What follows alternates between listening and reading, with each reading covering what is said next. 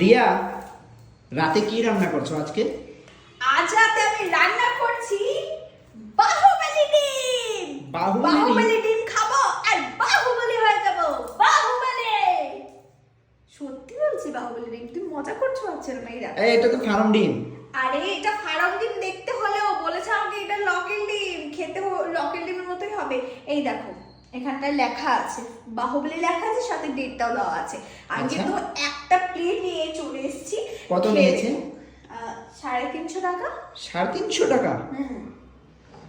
200 টাকার ডিম 350 টাকা দিয়ে এনেছো শুধু স্টিকারের জন্য? স্টিকার না গো, আমাকে তো বললো লকেল ডিম এটা।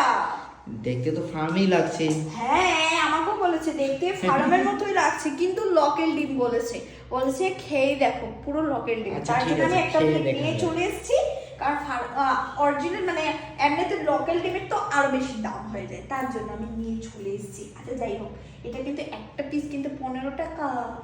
তাহলে লোকাল ডিমই পাওয়া যায় 15 টাকা। তুমি 60 আমাকে টাকা। বাজার পাঠাও কেন বলো তো? আমি যাবো না আর কখনো। রাতে আমি ডিমের বিরিয়ানি বানাবো ভাবছিলাম, বানাবো না আমি।